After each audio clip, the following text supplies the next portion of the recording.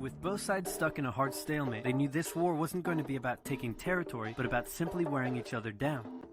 The Allies had plenty of men to expend from its overseas dominions, and the British also started a naval blockade, so Germany couldn't import stuff, like food. Neither side really wanted a long grueling war though, so they both thought of ways to break the deadlock on the Western Front. Idea number 1, new frontiers. When the war first broke out, Australia was quick to take German New Guinea. The Allies also quickly jumped on Germany's colonies in Africa, and particularly in German East Africa, locals were enlisted as soldiers and carriers by both sides, leading to a tragic loss of life for the native Africans. Some new combatants entered the war as well. The Allies' new friends were Italy and Japan. Japan was busy building itself an empire, so it was more than happy to take away German islands and colonies in East Asia. Italy actually had an alliance with Germany and Austria-Hungary before the war, but after some tense relations, and then the Allies promising to give them some of Austria-Hungary's stuff, they switched sides. Italy opened up a front in the mountains here, but like everyone else, they were stuck in stalemate for most of the war. The Central Powers' new friend was a struggling empire in the Middle East. The Ottomans were divided on whether to actually join the war or not, since they had been exhausted by the recent Balkan Wars. Some of the politicians who did want to join went off on their own and fired some shells at Russia, and then came back and said, "Whoops, looks like we're at war now." The Ottoman entry into the war was of particular concern to the British, since the Middle East was full of oil, and Britain wanted all of that oil. First, the Ottomans tried to attack Russia in the Caucasus Mountains, but they weren't prepared for the cold, and many of them froze to death. Then they crossed miles of desert to take the Suez Canal from the British, but that failed too. Then the Allies tried to take the Dardanelles at Gallipoli in a long and hard trench warfare campaign, but that also failed. The Ottomans blamed their initial losses on the ethnic Armenians living within Ottoman territory, and the resulting Armenian genocide led to the deaths of 1.5 million people. Afghanistan to try to convince the Arab tribes there to rise up in jihad against the British and attack India. But that plan failed, partly because the spies got bored, brewed their own alcohol, and got drunk, which is a bad thing to do in Afghanistan. All these new changed the war. Aware that the Allies had more men and supplies than them, the Germans knew they had to do something to break the stalemate. Before the war, there was a big conference that set out the rules of modern warfare. No chemical weapons, no killing civilians. Basically, don't be jerks. The Germans held a meeting and decided to be jerks. Zeppelin air raids commenced over British cities. They also started attacking the Allied trenches with chlorine gas, and they used submarines to sink civilian ships.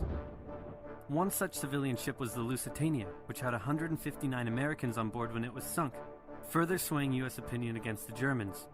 Not to be completely unfair to the Germans, the Allies also engaged in chemical warfare soon after, and they had been hiding anti-submarine weapons on their civilian ships, which let the Germans justify their attacks. Meanwhile, Austria-Hungary still hadn't dealt with Serbia, so the Central Powers enlisted some help. Bulgaria wished it was bigger and was still bitter about losing the Second Balkan War. The Central Powers promised to make all of Bulgaria's wildest dreams come true if they helped, so they signed on, and together they knocked out Serbia.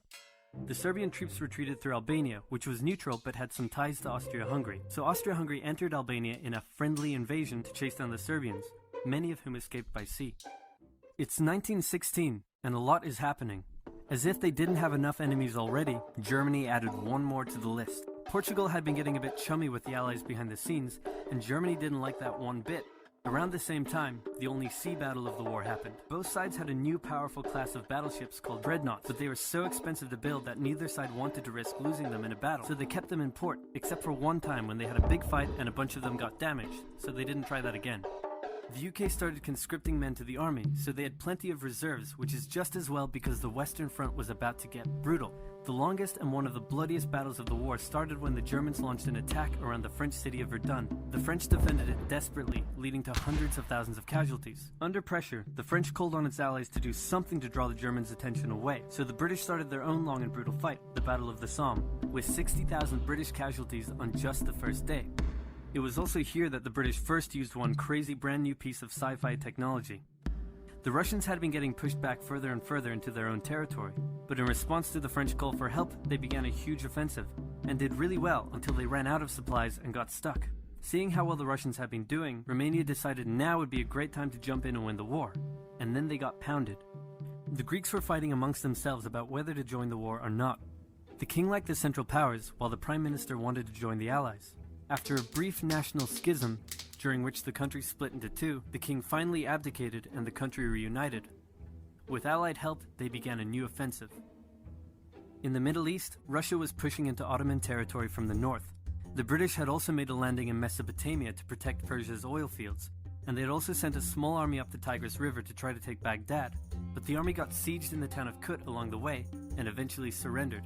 A new offensive was launched from the south with all-out desert warfare. The offensive was aided by one famous British officer, better known as Lawrence of Arabia, who helped lead the Arab tribes in a revolt that wreaked havoc on the Ottoman supply lines. By the time 1917 rolled around, everyone was exhausted. There were mutinies in the French army, the German populace was starving, and the war had drained all of Russia's supplies. There was no clear winner, and it was still anyone's war. The only question now was, who was going to break first? And the answer was Russia. Tired of not eating and mad that a crazy magic homeless guy was calling some of the shots, there was an uprising in Petrograd complete with riots and strikes. The riots turned into a full-scale revolution and a new government overthrew the Tsar. Then a few months later, the Bolsheviks overthrew the new government, and they pulled Russia out of the war. This was great news for Germany, who now only had to focus on the Western Front. But there was still one problem. The pesky United States of America was looking increasingly like it was going to join the war. America had been selling supplies to the Allies throughout the war and was getting super rich off the back of it, meaning it was in fantastic shape and was dangerous to the Germans. So Germany sent a telegram to Mexico saying, "Wouldn't it be crazy cool if you guys attacked America?" But the British intercepted the message, showed it to the Americans, and that was the final straw. American troops began shipping out to Europe. This was terrible news for Germany, and they knew their only hope now was to force France and the UK to surrender before the fresh American troops arrived. It was now or never, so they started one final attack. They converged their troops and hit hard at the Somme and pushed the Allies back. They hit a second time further north, then again and again. With each hit, the Germans were spending more and more resources, while the Allies were getting better and better at repelling their attacks. By the fifth punch, the Allies held the line and even pushed back. With American troops now arriving in larger numbers, the Allies launched a counterattack, and that was it. The Central Powers were being pushed back on all fronts. Bulgaria collapsed first, followed by the Ottoman Empire, then Austria-Hungary, and finally on November 11, 1918 at 11 o'clock, Germany surrendered. At the peace treaty, Germany was forced to reduce its military, accept war guilt, and pay the bill for the war. After indescribable suffering and millions dead, the world learnt its lesson and never had such an awful war again. For about 20 years.